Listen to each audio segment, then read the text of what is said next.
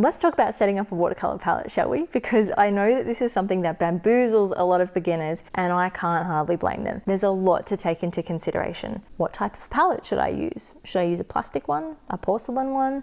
Do I need an open one that folds closed? What colors do I choose? And can I put several brands in the same palette? What layout should I put those colors in? And how am I gonna know which ones once they're dry and I wanna refill it? Do I even bother with refilling with tubes? Or should I just go get a pre-made set of pans? So many questions. The thing about it is, like most things, it's gonna come down to personal preference and your painting style. Are you someone that likes to paint outside or travels a lot? Or are you someone who's in your studio a lot like me? I'm gonna try and help you cut down the overwhelm and figure out what's going to work best for you by showing you a bunch of options. If you're feeling really overwhelmed by even choosing colors, the great thing is a lot of brands have pre-made sets out there. They'll often come in pans, they're quite compact, they don't always have a lot of mixing room, but they are a good starter set where you don't have to choose the colors, and they're often really good for travel. So if you have no idea what colors you're going to enjoy yet, this could be a really good option for you. However, if you're someone like me that loves to mix a lot, then you're going to need some surface to do that. I like to get away with this by not even using a proper palette. I've got palettes that I like, but I'll often bring those colors across onto a dinner plate. I get cheap dinner plates from Kmart, and they are the perfect surface for mixing watercolor. The way that I'm using at the time of making this video is I will blue tack my pans on the sides of a plate and then mix in the middle. This works great for me because I like mixing, as I said, but I'm also someone who paints from home. So if I was someone who traveled, this would not be a very convenient option, but it doesn't matter if it's heavy because it only sits on my desk. But if you feel like you want to choose your own colors and you want to choose the layout and you want to have a bunch of them, then you're probably going to need something a bit bigger with individual wells. There are a lot of travel palettes out there, or folding palettes, which are really popular, and they have a lot of wells in there, meaning you've got a lot of color choices, but they also have quite large mixing spaces too. The mixing spaces are often separated, and so are the wells, meaning that the colors won't flow into each other. And this can be a really great option for learning more about mixing, but then just having the room to do it and not getting muddy colors in the process. One thing that is kind of an issue with these type of palettes though, is a lot of people find that when they start mixing on there, the paint beads up on the surface. So before you even squeeze that paint out onto your palette, no matter which palette it is, I recommend giving it some kind of a clean, because you just don't know what chemicals are on the surface that might interact with your paints in a way that's not ideal. When it comes to plastic palettes, the way that I prep them is to get one of those green scoury sponges and run it under some water with just some gentle dish soap or hand wash, and I just give it a bit of a light scrub and try and rough up the surface a tiny bit, not to the point where the plastic's peeling off, but I just want to get that shiny coating off because that's what's making things bead up on the surface. However, if you just paint on it a lot and mix on it a lot, eventually the paint will dry and it will start to settle down, but I recommend just cleaning it anyway because, like I said, you don't know what's on the surface. What's important to note here though is you clean it when you start, but you don't need to clean it after you've started. We can leave the paint on the palette, let it dry, and use it over again. That is one of the best things about watercolor. You don't have to throw it in the bin when you're done. It can dry and you can use it time and time again. So watercolor paint does come in dry pans that you activate with water, but you can kind of like make your own pans by getting tube paint and squeezing it into wells or pans. There are manufacturers like Winsor & Newton that say that there are two separate formulas, one for their pans, one for their tubes, and that their tube paint should be used fresh out of the tube, but I don't recommend that because I think it leads to a lot of wastage. If you caught my last video on the difference between student and artist grade watercolor supplies, you would have seen that artist grade supplies are really pigmented, and quite often with watercolor we don't need that level of saturation when we paint. We want it to be light and transparent. So I recommend squeezing your paint out, if you choose to use tubes, into your wells and letting it set for 24 to 48 hours. This means that it'll set and it'll dry, and then you'll have to reactivate it with water just like any other type of watercolor pans. It just means you've got more control over the saturation. So now that we know some of the options out there and that we need to get it ready but we don't need to wash it down the drain when we're finished, we need to choose some colors. Again, this is going to be very much personal preference, and the thing is, there's no right or wrong answer. I see a lot of time in forums and Facebook groups that people are asking, what do I need? What are the colors I need? What are the best colors? And that is super individual. So please don't feel pressured that you need a certain amount of colors and that by not having the right ones, you're not going to be able to do what everyone else does. It's going to come down to what you like. This will evolve over time though, because if you're a super newbie, you're not going to know what you like until you come across it. And that's where you should watch out online, see what people are painting painting with? Do they mention the colors? Because you might see one that really grabs you. So it's all about just getting to know the different brands, the different colors, and the different characteristics of each pigment. But this is something that will take time, so don't stress. If you want to keep it simple, you can follow my method and just go with the primary colors. That will make your life a lot easier. They will be clean, clear mixes, and you can learn to mix colors, and then you'll come across color mixes that you go, dang, that would be nice. I would love to get that in a convenience color. But you know, you might have been recommended some colors by a friend or maybe an artist that you admire. There's no right or wrong answer, and there are so many options out there. You can definitely mix brands,